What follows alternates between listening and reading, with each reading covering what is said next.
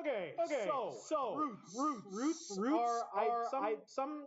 If you've been talking with your friends, this is a topic that some teachers put in the first chapter. I decided to put it in the second chapter because roots and exponents are actually really closely related to each other. Even though we don't play with that relationship in grade 9. They are related. For example, I'll show you. I said it once already, but I'm going to show you here again. Taking the square root of something. If you're doing the square root, square root means what? We said it before. We'll say it again. If I had a number, it's 4, and I want to take a square root of that number. Four is why? Because 2 times 2 is 4. So taking the square root is the opposite of squaring something. Squaring something means I take 2 and I multiply it by itself. Square rooting means I have this number 4. What times itself is 4? Well, that answer then is 2. So they're opposites. They're inverse operations. And we actually have notation for roots as exponents. I'll show you what that is. We're not going to use it this year, but I want to show it to you because you're going to see it next year. If I want to take the square root of something, I can use the square root sign, or we can use fractional exponents. Taking the square root of something is the same thing as putting it to the power of a half, for example. Again, I'm not going to do it, but I want to show it to you. Guys, get your booklets up. You don't have this Roots and Powers booklet? You can't find it. It's a good thing I make tons of extras.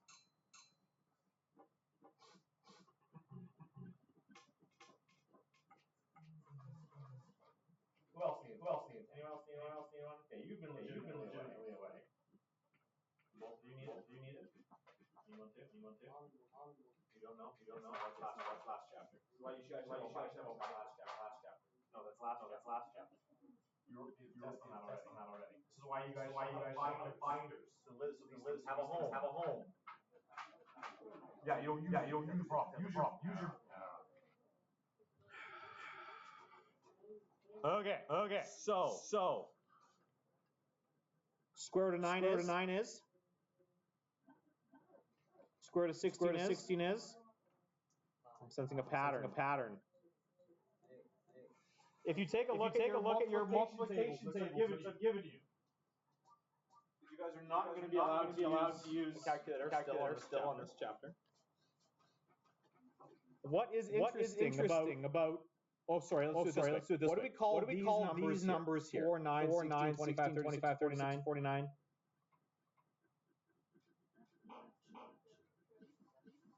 Not perfect roots. Something like that. Perfect something. Call them perfect. We call them perfect squares. Because these are the roots. These are the squares because 2 squared is 4, 3 squared is 9, 4 squared is 16. These guys we call perfect squares. And if you take a look at your multiplication table, where are the perfect squares on this multiplication table?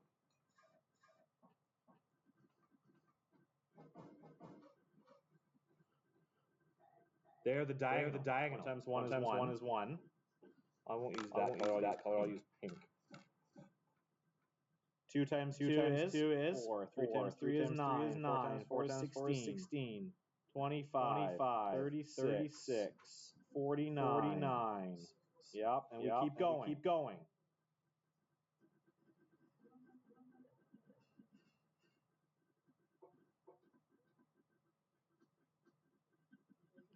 I want to color them all in. Keep going. All the way to the bottom corner.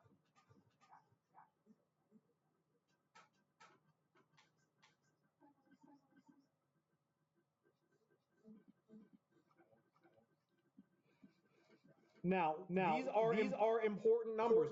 Numbers that have these properties are important. So again, you can either use this multiplication table, keeping in mind where you know these perfect squares to be. This is this diagonal, or you can memorize them. My pre-diploma nines, when I pre-diploma 9, they don't get a multiplication table. They need to know their mental arithmetic. So they have to memorize these 20 perfect squares. 20 numbers. And you guys should have at some point already done up to your 12 times tables. So you're really only adding a couple here. 196, 225, 256, 289. It's these last. Not even all of them are that hard. These middle ones. 20 times 20 is 400. One that's not too bad to memorize. But you've got the table available to you. You can use the table for this, or you can memorize. These are called perfect squares. And any number that has a clean square root is a perfect square. So the pattern on the multiplication chart, the pattern is that diagonal. Okay. Square root. A perfect square root is finding a full number integer that applies by itself to give that original number. So these are called squares. These are called roots.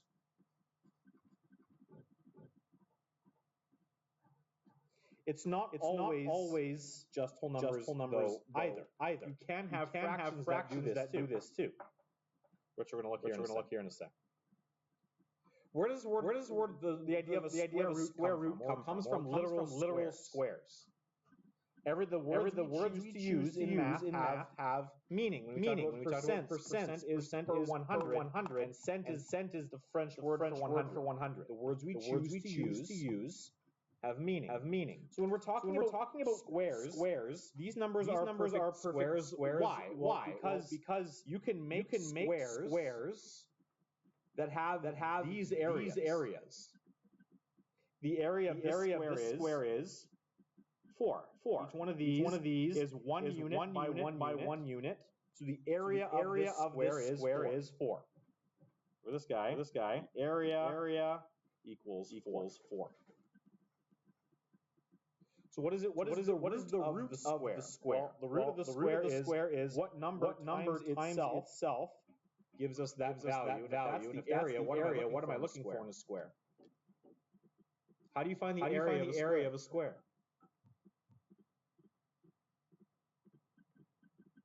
Sorry, Jacob. Yeah, Jacob. What do you mean the outside? What about the outside? Scarlett? Yeah, rectangle will be length times width. The square is that the length and width are the same. So a square is a length times a length to give you that area. So if I take the square root of this, what am I finding? I'm finding the length of one of these sides. If the area is 4, the length has to be 2, because 2 times 2 is 4. So when this language was developed, the square is the area. The perfect squares are the areas that have sides that are integers long. So this is a square that's 2 units by 2 units. The area is 4. So the root of the square root equals length of a side.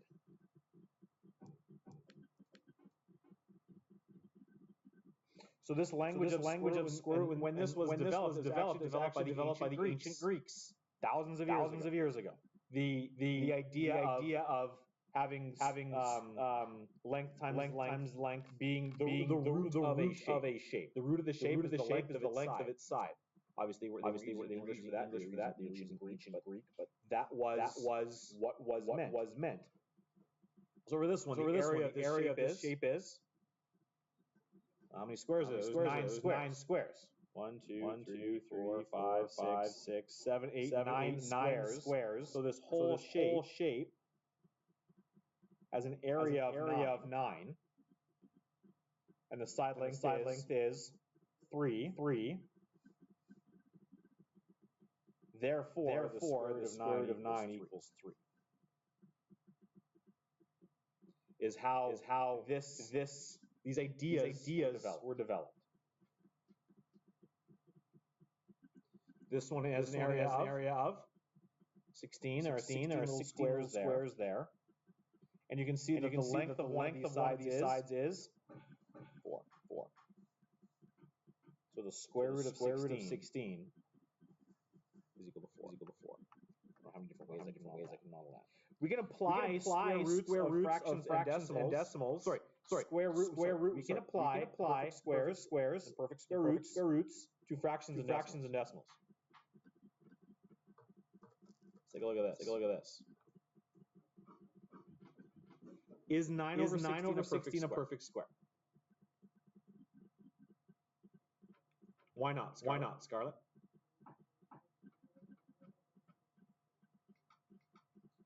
That means it can't be reducible. It's not a simplifiable fraction. But that doesn't make a comment about whether or not it's a perfect square. Let's take a look at each piece. Is 9 a perfect square? Yeah, 9's a perfect square because it's what times what? 3 times 3. Is 16 a perfect square? Yeah, because it's 4 times 4. So can I create a fraction that I multiply by itself to give me 9 over 16? Yeah, what is it?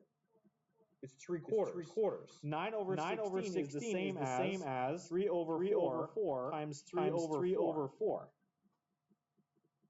3 times 3 is 9. 4 times 4 is 16. It comes back to these ideas of how remember how to multiply fractions. Multiply across the top, multiply across the bottom. So I'm going to ask you again now. Is 9 over 16 a perfect square? Yes. This thing is a perfect square.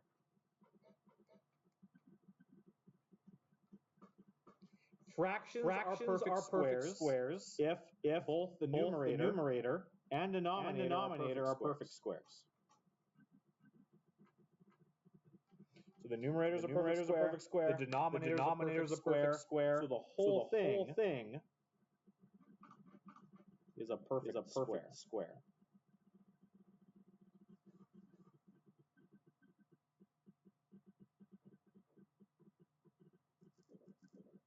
How about 144 over 36? Is that thing a perfect square? Why, Acom?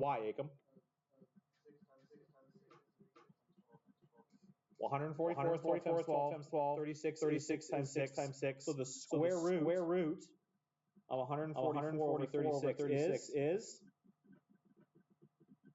You said it before. Say it again. What is the square root? It's going to be 12 over 6. Which is equal to 2 over 1. So the square root of 144 over 36 is equal to 2. Which means that 144 over 36 needs to be 4. Let's do another one. Is this thing a perfect square? Are you sure? Now I've cast doubt, yes. Okay, when we're working with fractions and a mixed number shows up, what do we always have to do?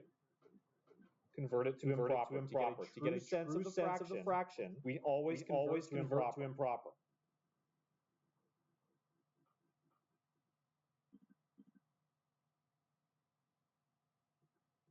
So how do I convert this thing to an improper fraction?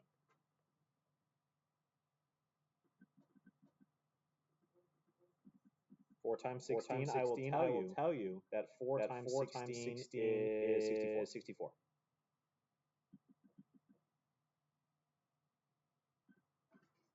So once I multiply the denominator by the whole number, then what do I do? Add that to the numerator. So 16 times 4 is 64 plus 9 is 73. So this becomes 73 over 16. Is this thing a perfect square? Can I multiply a number by itself and get 73? No. If you're unsure, look at the diagonal. It jumps from 64 to 81. There's nothing in the diagonal about 73. So this thing is not a perfect square. Even though the whole number is, the denominator is. If you're working with fractions, you have to convert them to improper. This thing's not. So the whole thing is not. Not a perfect square. Let's bring in the decimals, shall we? How do we deal with decimals? Do we remember how to multiply decimals together? How do we multiply decimals longhand? Yeah, Hassanjo.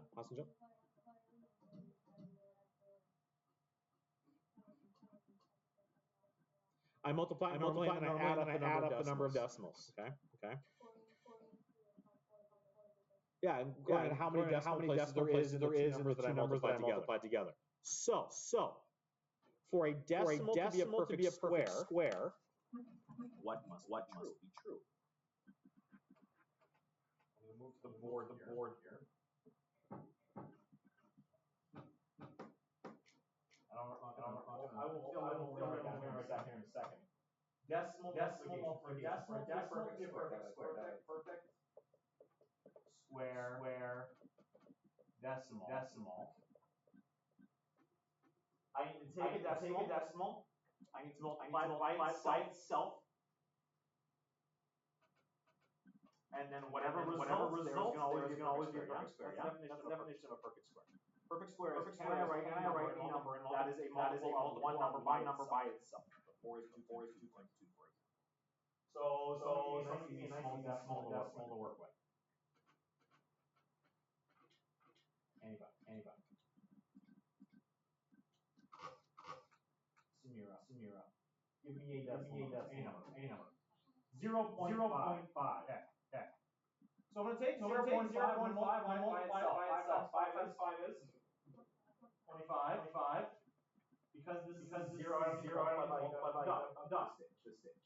And there's one decimal place here. My answer needs to have two decimal places. So is 0.25 a perfect square? Yeah, because it's 0.5 times 0.5. Interesting. Okay.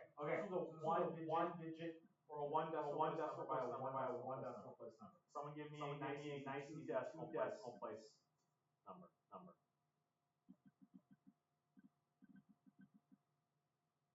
Let's just move down the road. Genesis, give me any number that's two decimal places. 0.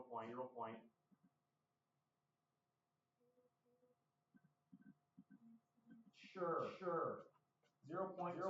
I'm multiply by itself. I'm going to see something here. Nicer number. Here we go. 6 times 6 is 36. Goes down there. 6 times 2 is 12. 15. Okay, add a 0. 2 times 6 is 2. Carry the 1. 2 times 2 is 4 plus 1 is 5. I add these together now. That's going to give me a 6 and a 6. I have 4 decimal places here. 2 in the top, 2 in the bottom. 1, 2, 3, 4. 0 point, add 0. Do that right? So is 0.0776 a perfect square? Yeah. 0.26 times 0.26. Interesting. How are these two numbers similar?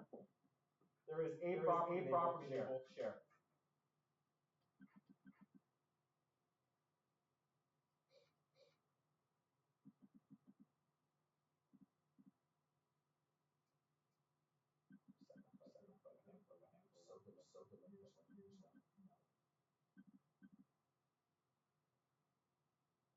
Same thing. Yeah, it's another one. Let's just keep going down the line. Zookman, give me a nice easy digit decimal. 0 what? No, I don't. 210 is 0.21. Give me a smaller one.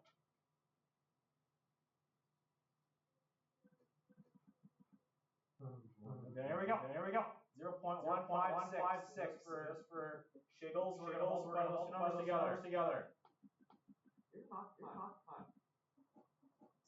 6 is 36. 6 times 5 is 30, plus 3 is 33. 6 times 1 is 6, plus 3 is 9. 0. 5 times 6 is 30. 5 times 25 is 28. 8. It's going to be a 2. 5 times 1 is 5. 7. 2 zeros. The other one's nice though. 6, 5, 1. Add all this together. 6, 3. 17 is 23. That's going to be 14. That's going to be 2. How many decimal places here? And 3, which how many my final answer? Someone said 6. 1, 2, 4, 5, 6. So is 0.02436 perfect square. Yeah, because it's 0.156 and 0.156. Superman, take that number. And I multiplied it by itself. So what do these three numbers have in common? How many decimal places here? How many decimal places here? How many decimal places here? So a perfect square decimal has to have how many decimal places? Always. Even number. So that's your clue about how you check these things. For a decimal to be a perfect square. Write down that rule. A perfect square decimal must have two things. An even number of places. Does this thing have an even number of decimal places? Yeah, there's how many? Yes, 2 as a high level answer. There are two decimal places here. And if you ignore zeros and the decimal, this is a lot to write in tiny space. It must be. I'm just going to write P.S. And here's what I mean. If you ignore the leading zeros and the decimal, is that number a perfect square? Is 9 a perfect square? Yeah, it is. So 9's a perfect square. And 0.09 has two decimal places. Therefore, this thing 0.09 is a perfect square. Because it follows these two. It has an even number of decimal places. And if you ignore the zeros and the decimal, the number you have left is itself a perfect square.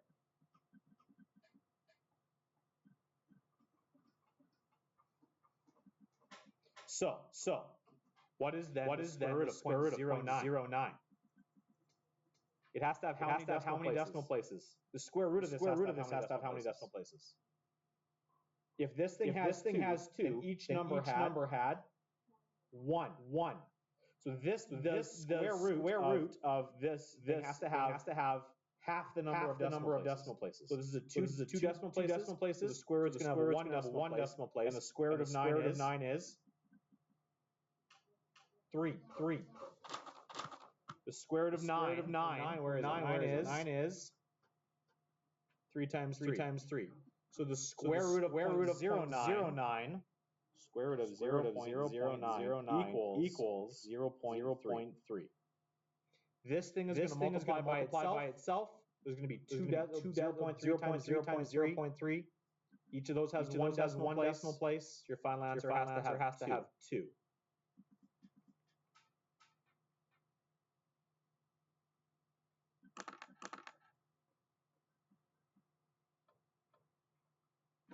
So I'm going to go down here. Let's go to the bottom. There's a big empty space down here. Let's do this. I want the 0.144. Is that thing a perfect square? Can I take the square root of 0.144 cleanly? How many decimal places do I have? 3. To be a perfect square, I have to have An even number. So is this thing a perfect square? Is 3 an even number? No. I don't have an even number of decimal places. So this thing's not a perfect square. How about this one? This one is. Because there's an even number of decimal places. And if I ignore the decimal places, the square root of 144 is 12. So then what does the square root of 0.014 have to be?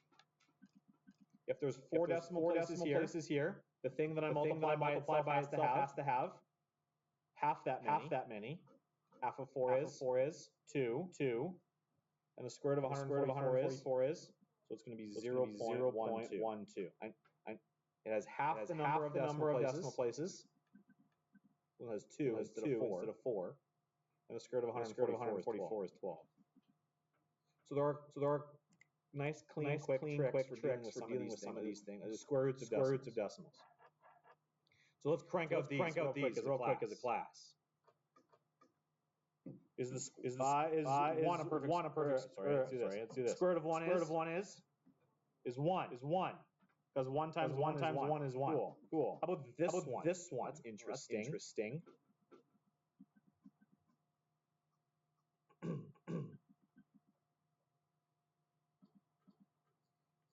Okay, it has an even number of decimal places, but if we ignore the decimal place, you got 404. Can I go up? 400? Does anyone know what 21 times 21 is?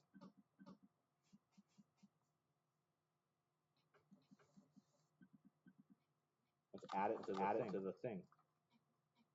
21 times 21. I'll give it to you. It's 441. So is this thing a perfect square? No, not a perfect square. Not. How about this one?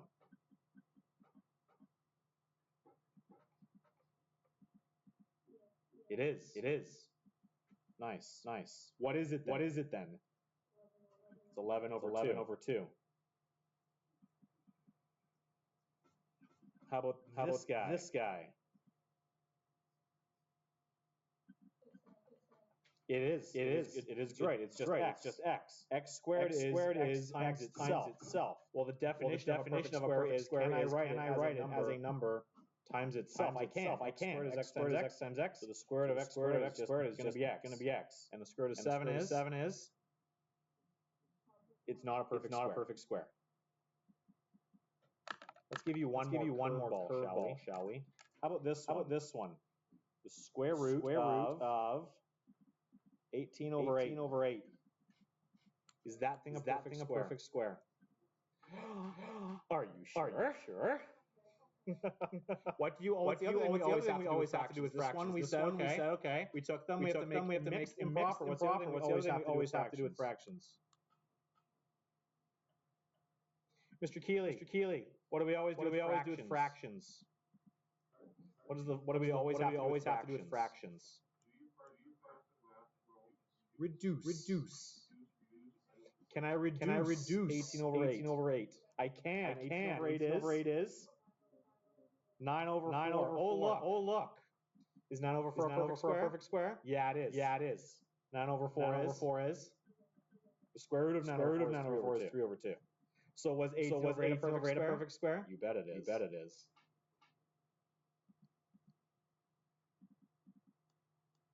There's a reason we harp on all those skills. Reducing fractions, converting mixed. Because we need to be able to do some of that stuff.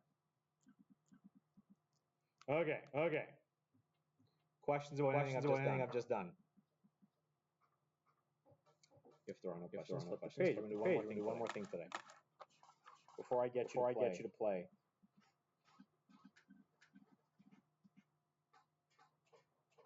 Okay. We can estimate these things without a calculator.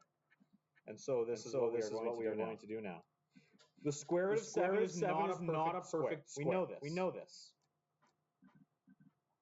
because 7 is not a number multiplied by itself. But we can estimate it. The square root of 7 has to be between what two numbers?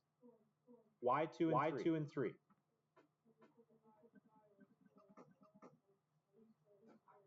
Okay. So the square root of 7 has to be between 2 and 3 because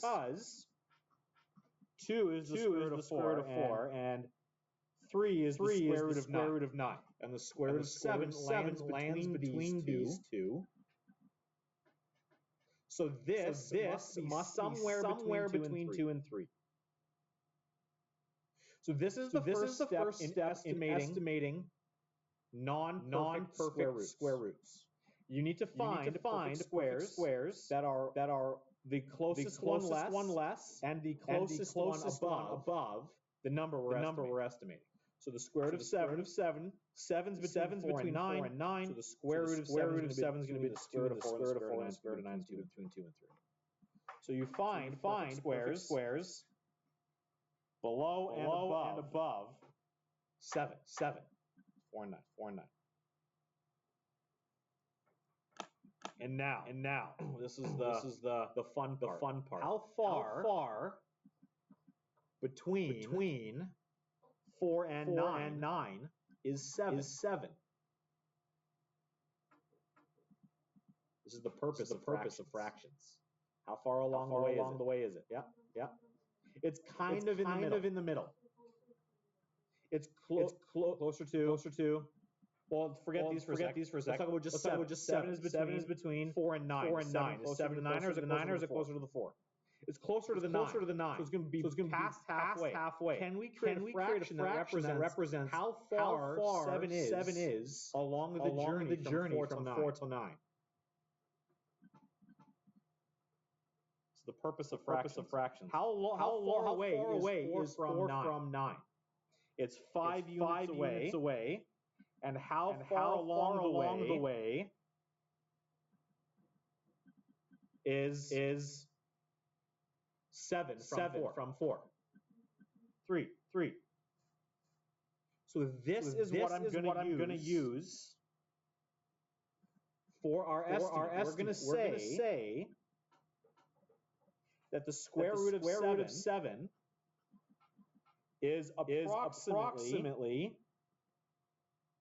2 and 3 over 5. Now this number has a nice decimal. 3 over 5 is what? Is a decimal.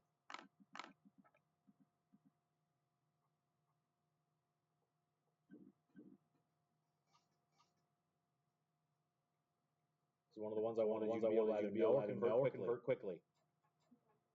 It's 2.6.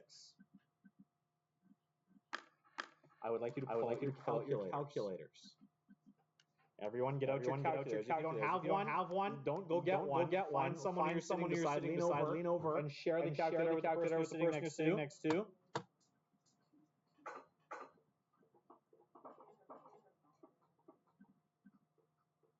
If you have to for this one, so I'll let you use your phone for a calculator. I'd prefer you not. I want you to be able to use these tools to do it this way, but I'm not going to let you use a phone on a test or a quiz.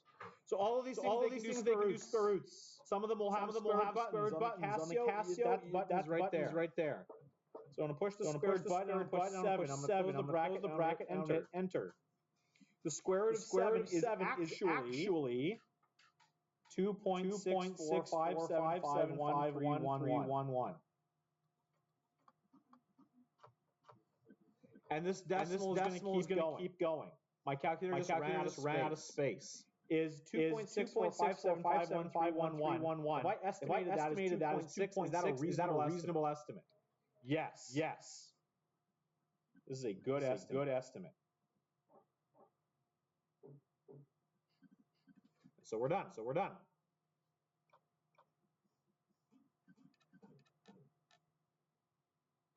That's how we're going to do this. Let's do another one. I'll do one more together. You guys do the next two on your own. You're only using calculator to confirm how good your estimate is at the end. Okay, so let's do 10. If I want to do, if I want to, 10 is not a perfect square, so we're going to estimate the square root of 10. 10 is between what two perfect squares? Someone other than Hassanjo. 3 and 4. 3 and 4. Because the perfect square above 10, you can look here. 10 is between 9 and 16. So, but because 10 is between 9 and 16, the square root of 10 is going to be between the square root of 9 and the square root of 16, which is 3 and 4. Now, the distance between 9 and 16 is how far? How far is it from 9 to 16? It's 7. And how far is 10 from 9? 1. So then this is going to be the start of our estimate. We're going to say that the square root of 10 is going to be approximately equal to 3 and 1 over 7. Well, 1 over 7 is especially if I don't give you a calculator. 1 over 7 is a terrible number to turn into a decimal.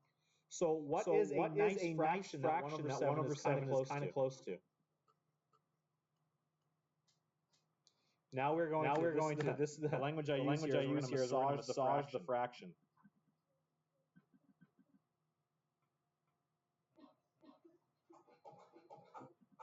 We don't like sevenths.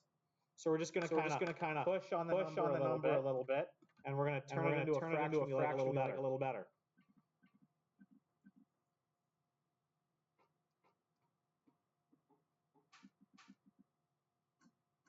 There's all sorts of ways we can do this. We can take 1/7. 1/7 is like, well, it's 2/14, right? So this is the same as 3 and 2/14. I just multiply the top and bottom by 2.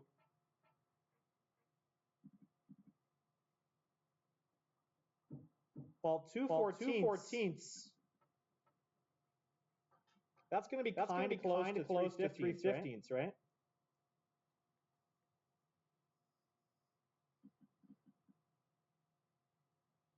These are close.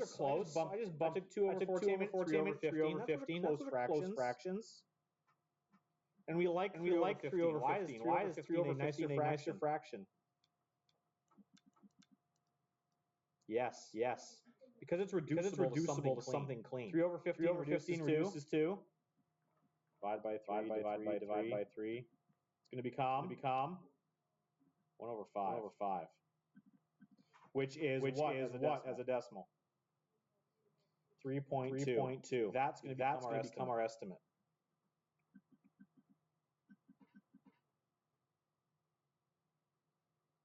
So using your devices now, what is the square root of 10?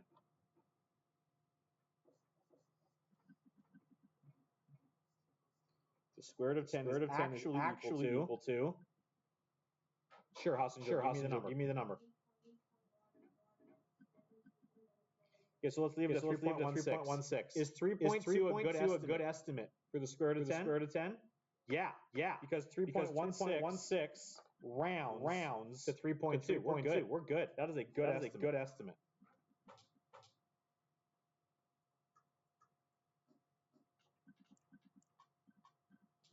That's it. Here's what I want you to do. I want you to try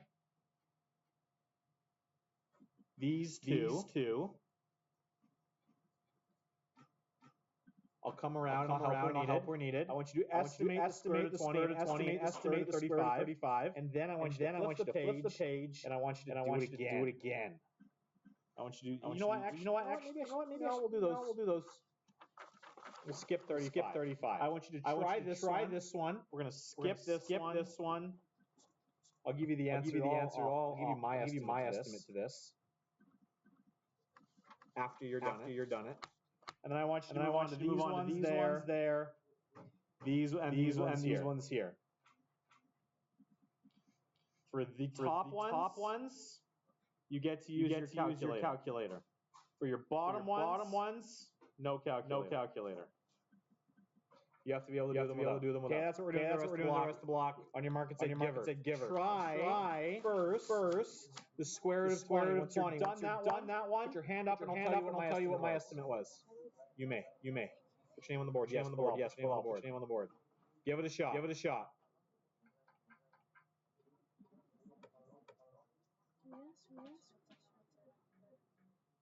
After you do this one. After you try this one, check it, and send you down to Crossroads. Do this one first, guys. The square root of 20. You have a piece of blank. If you need blank paper, it's on the table over there. So 20 is going to be between. So it's going to be between.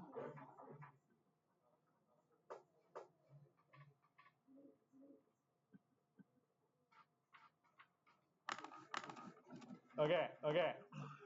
I want you to try the square root of 20. Once you've got an estimate, I will put your hand up and I'll tell you what my estimate.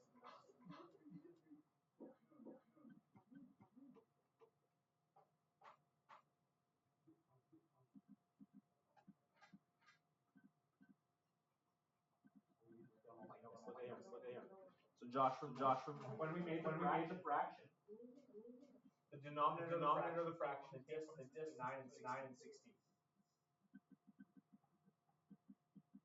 So to get from 9 to 16, that's 7. 16 is 7 more than 9. And the distance from 9 to 10 is 1. So that was the start of our fraction, 1 over 7. And when you're massaging the fraction, what you're trying to do is get it to a nice, simplifiable one that we talked about.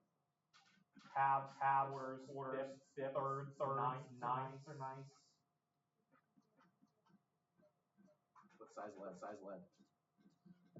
Is it 0.5 or 0.7?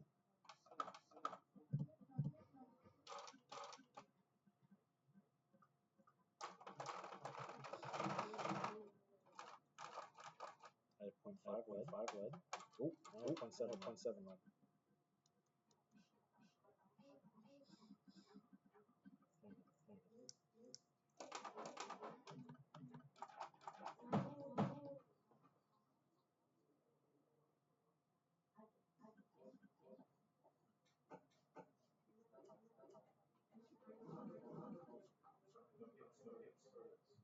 You ready done?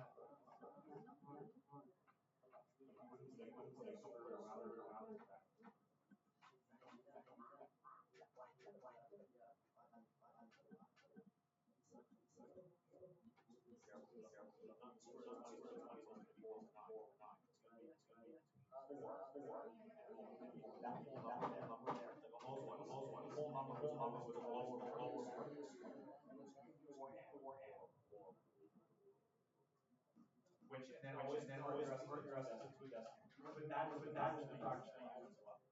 Yeah. Your estimate is. Okay, and then check to see how good your estimate is. 20 is. Very good. Check your estimate. You need to calculate how close it is.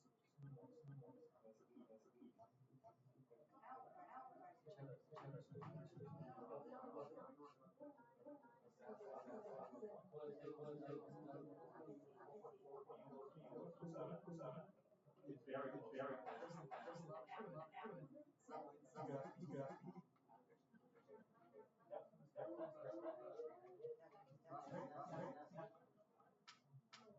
So the page.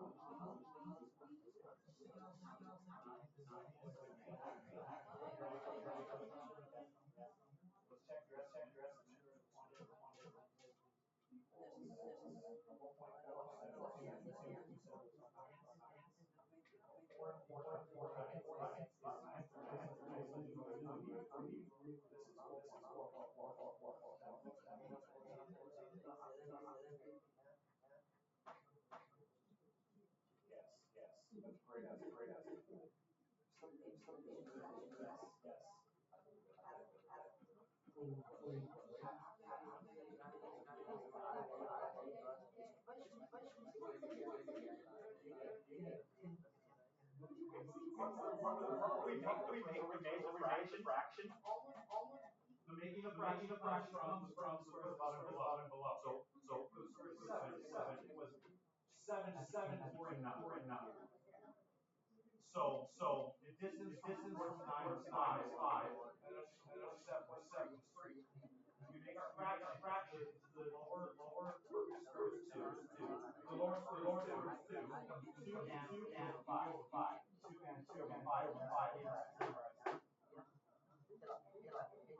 You're doing the bottom square root 5.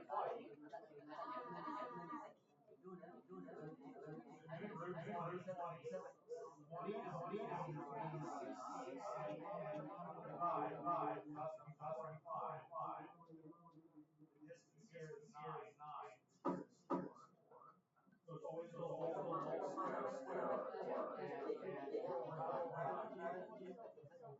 So that's what we're repeating, which is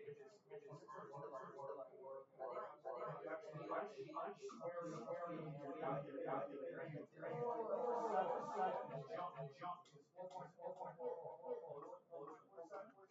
Yeah.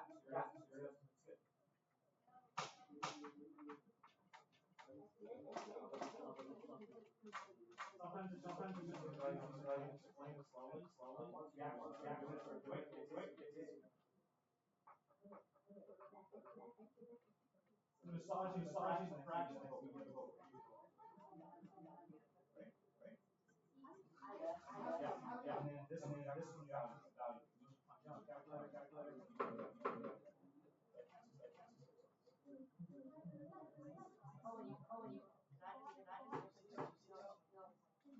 That would be better.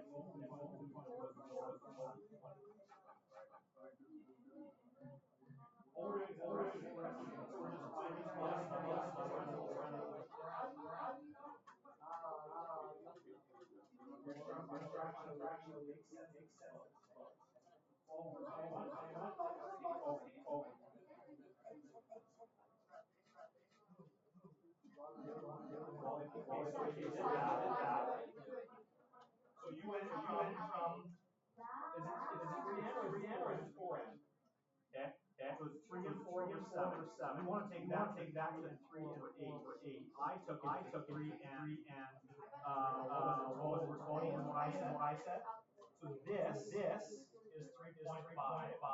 This is 3 and divided by those numbers is 5, which is going to be 3.36. What is calculator? Which of our estimates is closer? Or are they both good?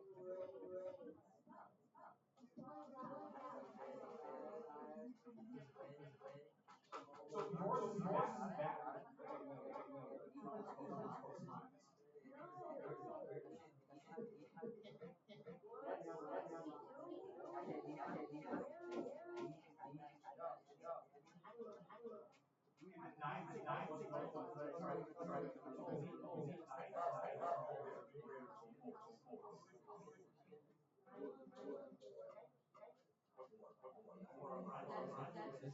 Okay. So when we to fraction. You looked at how 20 was 16 and 16. Right. The whole number comes from the lower perfect square. It becomes the whole number. The whole number is the mixed number. It's the whole number. 4 and 9 is 4. This 4 is this. Because it wasn't there.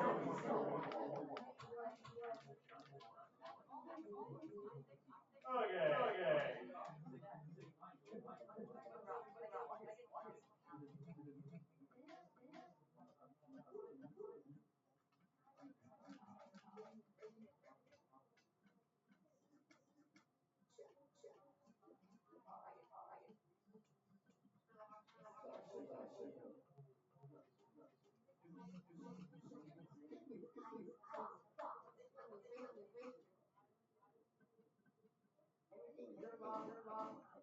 Yeah. You may. What is this? That's a very pretty cat. Well drawn. Cat is for something. He is smart.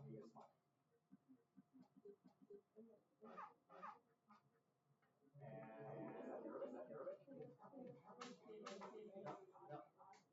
Not what he's supposed to work. That's great. So is the Arabic. Arabic's pretty language. Spoken. Arabic is very great.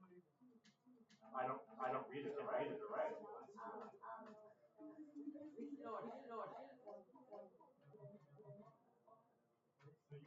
never always on.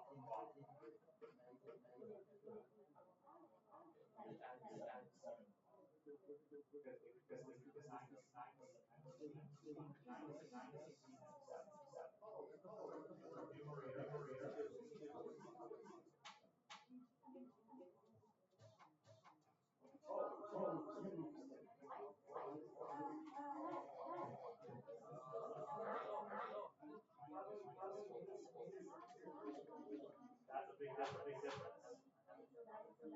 So let's make ours better then. 6 over 7. So if you wanted to do this, you could say you wanted to do it the way you do it before. 6 over 7. That's basically 6 over 8. And I would have said 6 over 7 is going to go to 18 over 21, which is going to be basically 3 over 20. I am dividing both by, if I divide by 2, I'm going to get 9 over 10. You're going to get 0.75. I'm going to get 9.9. So minus is above. The calculator is 3.77.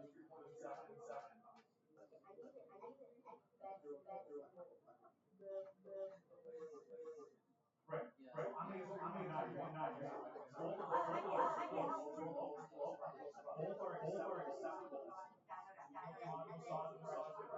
Neither.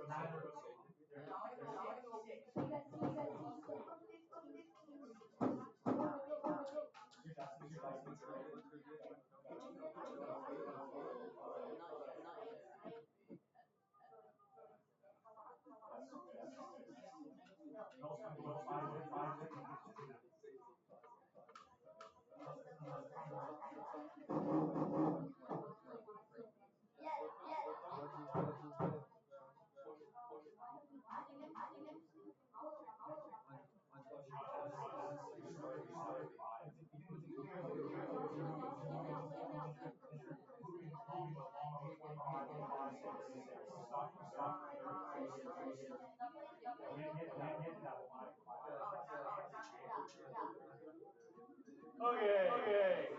When you're as you're done, let me know. I can check your work.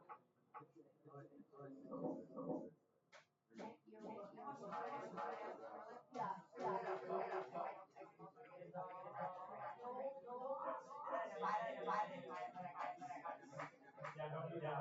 What did you do?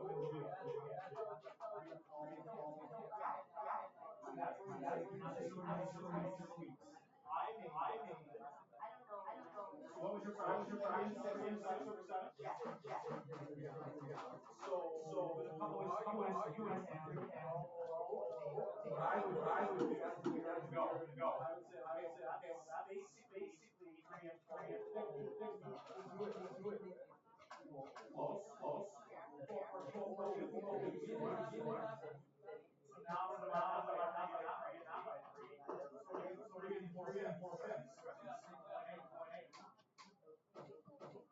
Your estimate was 3.8. Samir's estimate was 3.75.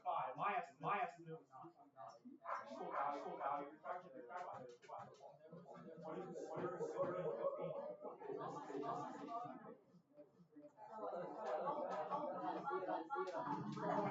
$3.87. So is your estimate good? 3.8. Yeah. Is Samir's estimate good? Pretty good. My estimate good. You got it. So all three. Okay, grade 9, light up, back up. That page, things on justice, from here. That's your homework. Get that done, for 2 minutes, and then application.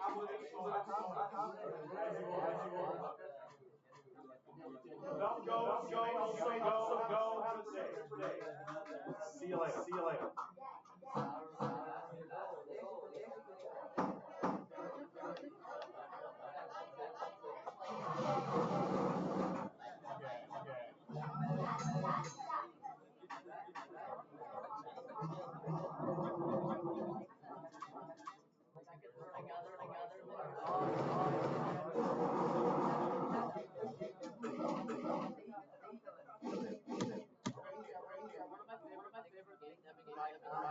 Okay.